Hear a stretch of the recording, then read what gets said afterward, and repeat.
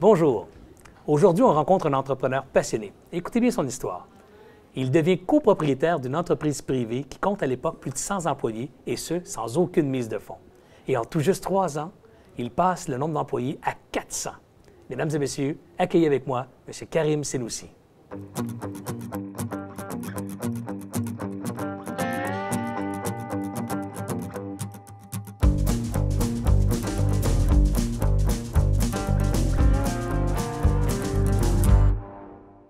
Bonjour, je vous parlais d'un entrepreneur passionné. Écoutez ça, il a réussi un grand chelem dans sa carrière. Un grand chelem, c'est 3 grands coups. Le premier, j'en ai parlé, il est devenu copropriétaire d'une entreprise privée sans mise de fonds.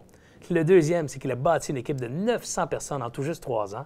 Et son troisième grand coup, il a redressé une entreprise privée en difficulté financière. Et en 3 ans, il a triplé le nombre d'employés à 300 et évidemment l'a ramené sur le chemin de la profitabilité. Ça, c'est un performant. Karim Senoussi, merci d'avoir accepté mon invitation. Bonjour Serge, c'est un grand plaisir pour moi.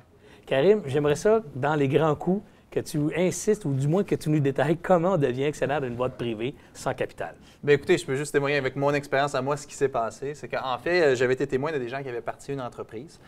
Et quand ils l'ont parti, il y avait eu certains succès, il y avait eu de la croissance, vécu certains défis. Dans quel domaine, Karim? Dans le domaine de la sécurité. OK, sécurité de personnes? Bien, sécurité assez large, dans le sens avec des agents de sécurité, des voitures de patrouille. Parfait, on connaît.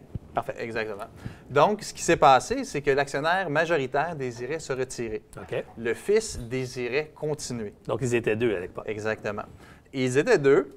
Et ce qui s'est passé, c'est que leur conseiller leur avait bien fait remarquer aussi que ça prenait plus de liquidité. Donc, ils cherchaient quelqu'un qui allait investir de l'argent parce que le modèle d'affaires, à chaque fois qu'il y avait des nouveaux clients, bien, il fallait payer plus de ressources, ça prenait des liquidités. Donc, si je comprends bien, le nouvel actionnaire devait mettre de l'argent dans l'entreprise et racheter le père qui voulait quitter. Exactement. Et il y avait aussi un troisième joueur qui était comme un compétiteur qui allait devenir aussi un des propriétaires à l'intérieur de ça. Donc, ce qui s'est passé, c'est que moi, on se connaissait depuis des années, il y avait une grande confiance parce que quand je payais mes études, ils m'avaient vu travailler dans certains projets, fait qu'il y avait une confiance. J'avais aussi une admiration pour ce qu'ils avaient fait. Par contre, je n'avais pas de liquidité. Dans mon cas, j'en avais pas. Donc, ce que j'ai fait, j'ai vraiment écouté leurs besoins, cherché à comprendre qu'est-ce qu'eux avaient besoin. Ça, c'est un des grands secrets des gens qui réussissent, écouter les besoins. Exactement. Merci. Mais en fait, eux, ce qu'ils avaient besoin, c'est de, un, protéger l'argent qu'ils avaient déjà accumulé, qu'ils avaient déjà bâti. Deuxièmement, s'assurer que la compagnie allait continuer à croître et ces choses-là. Donc, pour le premier point, ça a été relativement facile. Il y a un terme, une cristallisation. Ils ont pris l'argent qui leur appartenait, ils l'ont cristallisé. Donc, ils étaient rassurés là-dessus. L'entreprise n'avait plus la même valeur, mais elle avait quand même une valeur d'achalandage. Donc, ce qu'on a fait, c'est qu'on a déterminé combien ça valait et je me suis engagé personnellement à rembourser sur tant d'années un certain montant. OK. Ça, c'était une chose. Donc, avec ça, tu es devenu majoritaire dans l'entreprise? À ce moment-là, je suis encore minoritaire. Il y a une autre chose qui s'est passée. L'entreprise avait vraiment besoin de liquidité. Donc, ce qu'il a fallu que je fasse, parce que l'institution financière tenait très serrée, ce qui était difficile pour la croissance. J'ai réussi, avec force de présentation, à expliquer qu'ils pouvaient devenir un meilleur partenaire et ils ont accepté, finalement, d'être plus généreux dans les liquidités qu'ils nous apportaient. On a gagné beaucoup à ce point-là. Dans certaines choses que j'ai mises en place, que ce soit au niveau de la liquidité ou au niveau logiciel, des choses comme ça, ça a fait en sorte que mon partenaire a dit, Patrick a dit, j'aurais aimé mieux être partenaire juste avec toi. L'histoire de l'acquisition du compétiteur, ça n'a pas été ce que je pensais. OK, donc la troisième roue, Exactement. Exactement. Qui n'était pas dans la même philosophie. Il était plus cow-boy, je dirais. Il avait bâti quelque chose, mais c'était pas la même philosophie de professionnalisme. Donc, à ce moment-là, j'ai dit, écoute, si t'es sérieux. À ce moment-là, c'est combien de temps ça? Ça, c'est après 3 mois. Ah, juste 3 mois après. À l'intérieur de 3 mois, les choses qui avaient été mises en place. Okay. Donc, j'ai dit, si t'es sérieux, j'ai dit à 50-50, je vais aller chercher le financement puis on va trouver une solution. Tu vas aller chercher le financement pour acheter le troisième. Exactement. Fait que la BDC a fait une présentation. BDC est devenu partenaire puis ils ont financé cette acquisition, cette acquisition-là, si on veut, qui fait que je suis devenu seul propriétaire avec Patrick à 50-50.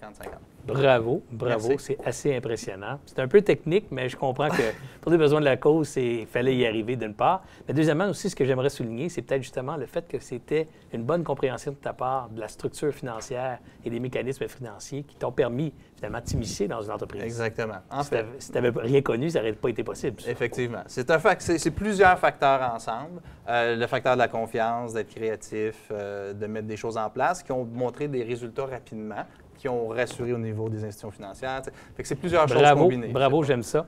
Écoutez, Je vous invite à nous suivre dans la prochaine capsule où on va voir le grand secret de Karim. Je vous explique, Karim, non, mais il faut être pas tout modeste. Il a quand même réussi 3 fois, donc à 3 reprises, des grands succès. Puis ça, c'est quand même exceptionnel. Et dans la prochaine capsule, on va aller écouter un peu plus c'est quoi le secret du succès selon Karim Senoussi. Alors revenez-nous et suivez-nous dans la prochaine capsule, Nouveau modèle d'affaires.